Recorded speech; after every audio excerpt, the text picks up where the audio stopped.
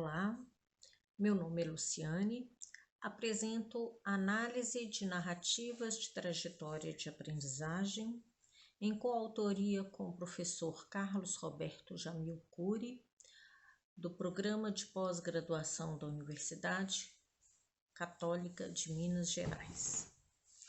Esse artigo vincula-se ao campo de pesquisa de educação e tem ligações com os elementos que compõem uma nova concepção na história: sujeitos, objetos de pesquisa e fontes de dados, provenientes de narrativas com pessoas afetadas pelas questões que compõem a trajetória educativa, pouco presentes nos estudos clássicos da educação contemporânea.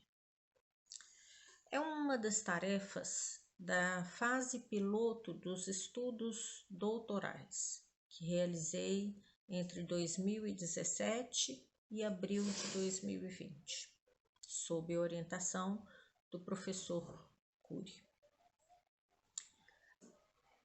Fizemos um estudo de caso múltiplo, cujo objeto era compreender a trajetória de aprendizagem de pessoas com experiência de privação de liberdade e com histórico de participação no projeto de leitura do Presídio de Itabira, em Minas Gerais. Nesse trabalho, apresentamos sucintamente dados da fase piloto desse projeto, em que fizemos entrevistas e discutimos recortes da narrativa dos depoentes nesta fase piloto, para que destaquemos aspectos que emergem destas narrativas e que permitem revisitar dificuldades sociais da família do depoente, as relações da família com os profissionais da escola, o disciplinamento vivido como uma forma de violência simbólica e que foi subsumido muito precocemente pelo sujeito, e a dificuldade que esse próprio sujeito teve em perceber isso como parte identitária, que acabou compondo seu próprio elemento capaz de identificar-se com ele ao longo de todo o processo da vida adulta. Esse estudo de caso utilizou contribuições da história oral, sem, entretanto, caracterizar-se como um estudo de história oral. Nesse sentido, usamos algumas contribuições desta metodologia para recolher dados da narrativa de memória dos sujeitos, das experiências dos anos escolares iniciais das pessoas com experiência de privação de liberdade. Nesses estudos de sociologia e de pesquisa em educação, que orientaram essa elaboração metodológica da pesquisa empírica, da pesquisa qualitativa, na elaboração da análise dessa metodologia, buscamos os efeitos que as políticas públicas educacionais podiam ser revelados a partir da percepção dos cidadãos, das pessoas para os quais deveriam ser pensadas. E assim a gente buscava o sentido alcançado, o sentido não alcançado, diante de um cenário prisional contemporâneo, e que isso pudesse ser apresentado a partir das bases legislacionais brasileiras. a descrição do processo do projeto de leitura foi confrontada ao conceito, a fim de ser possível, visualizar elementos da instituição total, no caso, no cotidiano desse projeto de leitura. Buscamos revelar a experiência social educativa a partir das narrativas de memórias de alguns desses participantes do projeto de leitura do Presídio de Itabira.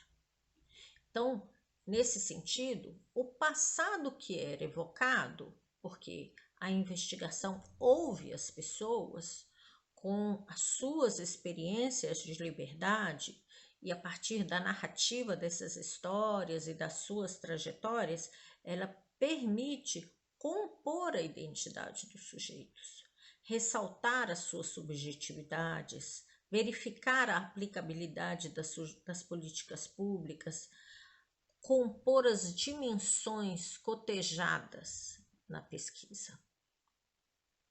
Os resultados mostraram a relevância de ações educacionais do projeto, mostraram brechas, mostraram fragilidades da efetividade das políticas públicas, principalmente em alcançar os estratos mais frágeis economicamente. Percebemos as imensas dificuldades em acompanhar as famílias que têm maiores dificuldades socioeconômicas. Mas essas percepções, elas vêm dos relatos, das memórias dos sujeitos e principalmente daquilo que eles vivenciaram, como efeitos sobre a permanência e o sucesso dessas crianças nos anos da escolarização. E o papel que o conceito de disciplina precocemente exerce na formação da identidade daquela pessoa. O conceito de disciplina que penetra tão fortemente na identidade das crianças, muitas vezes dificulta a elas aderir à escola, porque cria uma barreira para que ela se identifique com o local escola. E neste momento em que ela não se identifica, e que a família também não se identifica com a escola, cria um duplo afastamento. Cria o afastamento social, porque como grupo ela não está sendo alcançada, e cria o afastamento individual, porque como pessoa ela não está localizada dentro daquela instituição, atendida dentro daquela instituição. Este sujeito que é descrito nesta pesquisa é um sujeito inteligente, é um sujeito criativo, é um sujeito que gosta de ler, é um sujeito que ama literatura, mas ele mesmo não se percebe dentro dessas qualidades. Ele não se descreve principalmente dentro dessas qualidades. O que ressalta para ele é ele não ter assim esta disciplina, é ele não ser assim aquele que dá conta de ficar quieto. Então, um parâmetro que ele tem é um modelo de disciplina específico que ele gostaria de atender, que ele entende que ele deveria de atender e ele não consegue atender. nesse sentido, o trabalho me permite refletir sobre o papel que a escola deve cumprir ao refletir com os alunos sobre o que é disciplina e o que é o papel da escola pensar sobre a disciplina. E qual é o papel da política pública ao atender o sujeito social dentro da sua necessidade, dentro da sua condição, dentro da condição da sua família. O trabalho desenvolvido na fase piloto desta pesquisa orientou com grande valia todo o conjunto de desdobramentos que foram importantes para a segunda e a terceira fase da pesquisa. E com isso, nós conseguimos perceber a importância de que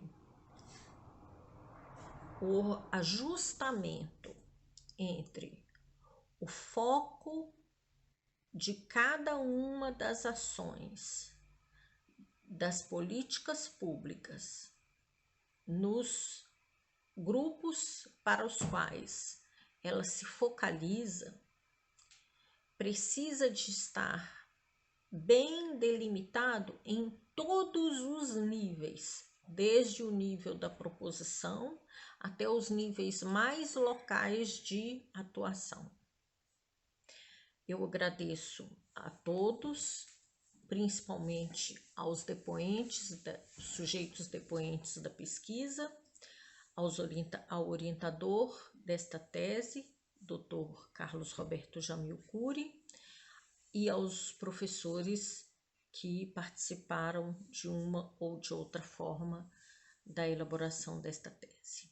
Muito obrigada. Agradeço aos organizadores desse simpósio a oportunidade de apresentar esse trabalho.